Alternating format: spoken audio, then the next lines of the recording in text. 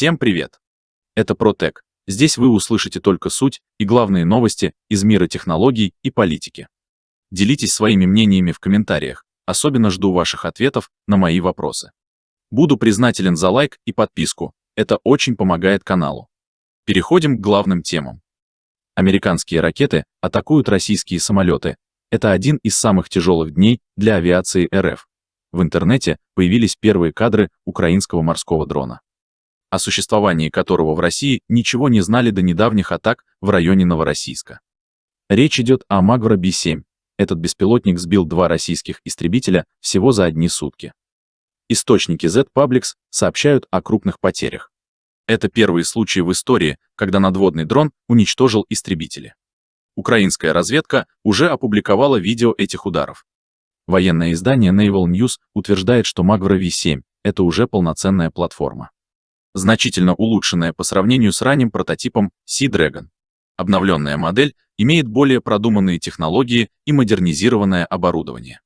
На данный момент точно неизвестно, оснащается ли он только ракетами Sidewinder или может использовать и другие типы вооружения.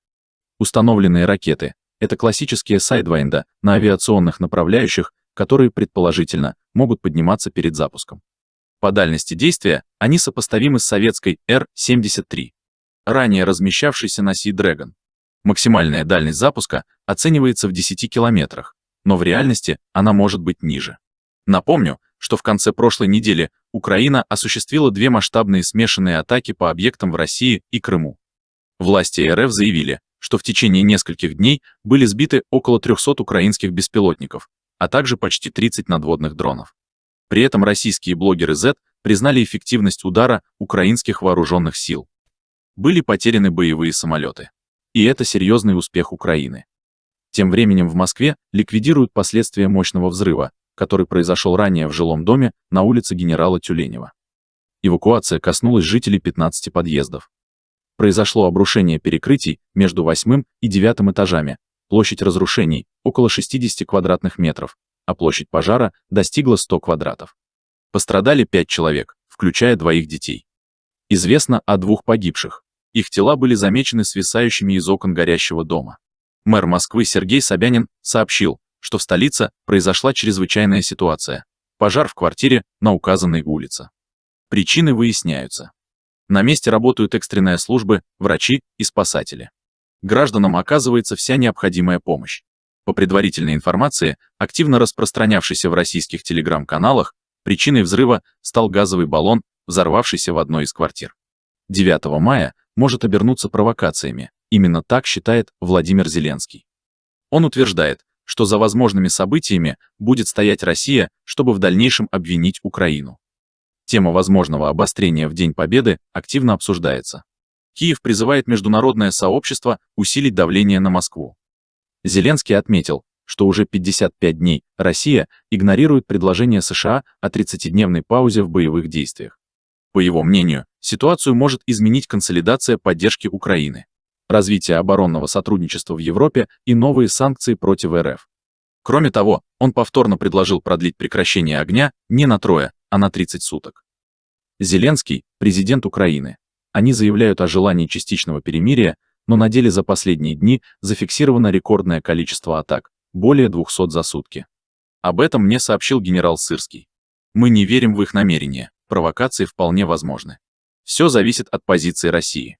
Те, кто им еще доверяет, могут убедиться сами. Я убежден, эта война закончится, как завершатся и эпохи диктатур, построенных на насилии, презрении к человеку и нарушении прав.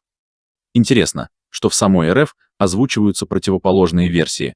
Якобы провокации 9 мая могут быть организованы Украиной. Ранее Зеленский заявил, что не может гарантировать безопасность иностранным политикам, планирующим посещение парада в Москве, намекнув на возможные боевые инциденты. До предложенного Путиным перемирия осталось всего 3 суток.